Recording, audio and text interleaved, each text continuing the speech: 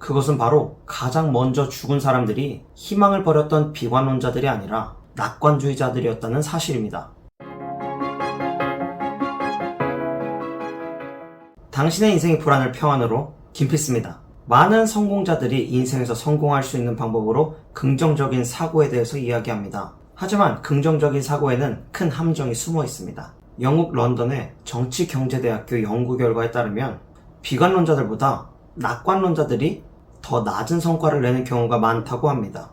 그 이유를 간단히 말하자면 쉽게 배부른다는 것입니다. 만약 여러분이 상당히 많은 에너지를 소모하는 일을 앞두고 체력이나 근력을 보충하기 위해 든든한 식사 한 끼를 해야 한다고 합시다. 그렇다면 밥 반 공기를 먹어도 배부른 사람과 국밥 두 그릇을 해치우고도 조금 부족하게 느끼는 사람 중 누가 더 힘을 잘 쓸까요? 당연히 더 많은 열량을 섭취하고도 부족한 사람이 더 큰 힘을 발휘할 수 있을 것입니다. 실패하는 낙관론자들은 긍정적 사고가 주는 마음의 안식, 나쁘게 말하면 합리화를 통해 현실에 쉽게 만족하게 되고 자신이 처한 현실과 다가올 미래를 외면하게 됩니다. 그렇기 때문에 목표를 달성하기 위해 적극적으로 행동하기는커녕 목표를 세울 동기마저 잃게 되는 것입니다. 베트남 전쟁 당시 미군의 고위 장교였던 제임스 스톡데일은 자신의 동료, 부하들과 함께 전쟁 포로로 갇혀 갖은 고문을 당했습니다. 자그마치 8년이라는 시간이었는데요. 길고 끔찍한 포로 생활을 견뎌내고 마침내 석방이 되었는데 그 8년이라는 시간 동안 많은 동료와 부하들은 세상을 떠났습니다.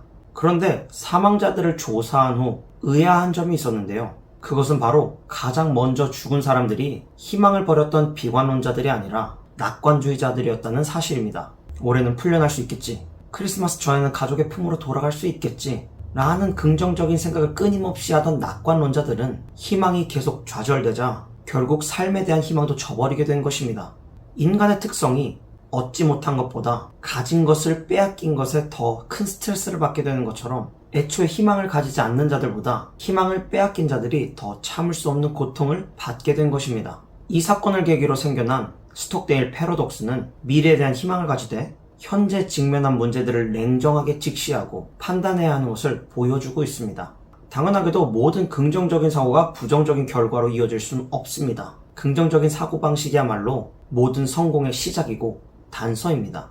현대그룹을 굴지의 회사로 키워낸 고 정주영 회장은 1973년 석유 파동의 영향으로 국가 성장에 꼭 필요한 석유를 확보하고 외화를 벌어들이기 위해 사우디아라비아로 답사를 가게 됩니다. 사우디아라비아는 영토의 절반 이상이 사막지역이고 식료품의 80% 이상을 수입에 의존해야 할 만큼 척박한 곳입니다. 함께 답사를 갔던 다른 관계자들은 사우디아라비아의 무더운 더위에 근로자들이 너무 일하기 힘들고 생존에 필요한 물도 부족해서 건설을 하거나 새로운 시장을 구축하는 것이 굉장히 어렵겠다고 파악한 반면 정주영 회장은 사막이기 때문에 공사에 필요한 모래와 자갈들을 얼마든지 공수할 수 있으며 또 비가 적게 내리기 때문에 1년 내내 일을 할 수 있겠다고 생각했습니다.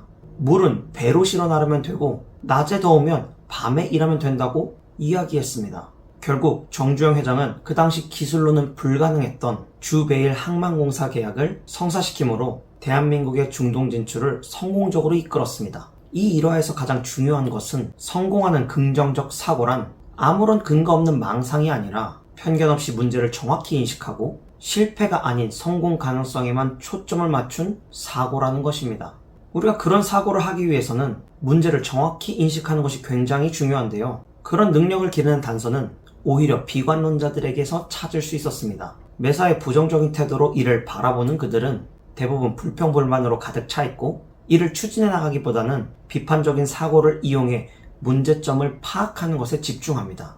하지만 세상 모든 것은 양면성이 존재하듯 그들에게서도 배울 점이 있습니다. 비관론자들의 이를 대하는 태도가 아니라 문제를 대하는 비판적인 사고를 본받는다면 긍정과 부정의 균형을 잡게 되고 우리는 성공자들의 마인드셋을 가지게 될 것입니다. 마지막으로 비판적인 사고를 위한 문제 분석 방법 7단계에 대해서 이야기 드리겠습니다. 이 7단계가 습관화된다면 어떤 상황을 마주하든지 비판적인 사고로 문제를 정확하게 인식할 수 있을 것입니다. 첫 번째는 문제를 식별하는 것입니다. 이 단계에서는 여러 가지 관점으로 문제를 바라보고 스스로에게 다음과 같은 질문을 던져야 합니다. 지금 어떤 일이 발생하고 있는가? 발생하는 이유는 무엇인가? 문제에 대한 편견 없는 내 생각은 어떠한가? 이 세 가지 질문은 문제를 편견 없이 바라볼 수 있는 능력을 우리에게 만들어줍니다. 두 번째는 조사하기입니다. 1단계에서 식별한 문제들을 더 깊이 살펴보는 것입니다. 데이터, 통계, 과거의 정보, 주변인의 의견 등 문제에 관련된 정보들은 닥치는 대로 수집하는 거죠. 세 번째는 관련성, 판단하기입니다. 다양한 정보들을 모았다면 이제는 그 정보들 간의 연관성, 관련성이 있는지 파악해야 합니다. 중구난방인 정보들은 아무런 효력이 없기 때문이죠. 다음 네 가지 질문을 활용해서 문제들 사이의 관련성을 파악할 수 있습니다. 이 정보는 얼마나 신뢰할 수 있는가? 이 정보는 얼마나 중요한가? 이 정보는 오래된 것인가? 특정 분야에만 한정된 것이 아닌가? 지금 말씀드린 질문으로 정보를 검증하는 것은 최종 결정의 오류를 줄여줄 큰 역할을 합니다. 네 번째는 질문하기입니다. 비판적 사고의 핵심은 편향 없는 결정을 내리는 것입니다. 그러려면 현재 전제로 하고 있는 생각이나 문제에 대해 의구심을 가져야 합니다. 결정을 내리기 전 다음과 같은 질문을 하는 것이 합리적입니다. 내가 이 문제에 대해서 특정한 것을 전제하고 있지 않은가? 혹시 내가 고려하지 못한 변수가 있는가? 객관적인 관점에서 정보를 평가했는가? 내가 미처 놓친 것은 없는가? 문제 분석 단계의 다섯 번째는 최선의 해결책을 식별하는 것입니다. 최선의 결론에 도달하려면 해결책이 꼭 하나만 있을 것이라는 생각은 버려야 합니다. 다양한 변수를 인정하고 오직 정보에 입각하여 결정을 내리는 것이 좋습니다. 여섯 번째는 해결책 제시입니다. 대화는 비판적 사고의 필수 요소입니다. 자신이 내린 결론을 다른 이해관계자와 공유하며 서로 논의해서 해결책의 효용성에 관해서 미리 점검해보는 것도 중요합니다. 마지막 일곱 번째, 결정 분석하기입니다. 비판적 사고 단계를 거쳐 결과를 도출하고 또 그것을 적용했다면 이제 그 해결책이 과연 효과가 있었는지 정확히 평가해야 합니다. 결론이 긍정적이었든지 부정적이었든지 이후에 나의 비판적인 사고가 더 발전할 수 있도록 반드시 결정을 분석하는 습관을 들여야 합니다. 쉽게 말해 주기적으로 피드백하는 것이죠. 비판적인 사고는 한 번에 완성될 수 없습니다.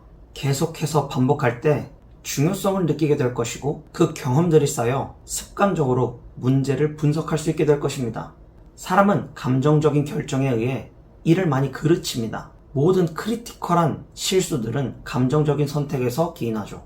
이 비판적인 사고를 길러놓게 되면 어떤 상황에서도 효율적이고 합리적인 방법으로 문제를 해결해 나가실 수 있을 것입니다. 그것이 궁극적으로는 우리의 삶을 하면 된다라는 긍정적인 시선으로 바라볼 수 있게 도와줄 것입니다. 깜깜한 골목길이 무서운 것처럼 불안은 무지로부터 옵니다. 저는 여러분이 꼭 필요한 지식과 지혜를 얻어 인생의 평안을 누리시길 원해 오늘도 영상을 찍었습니다. 여기까지 들어주어 고맙습니다. 안녕!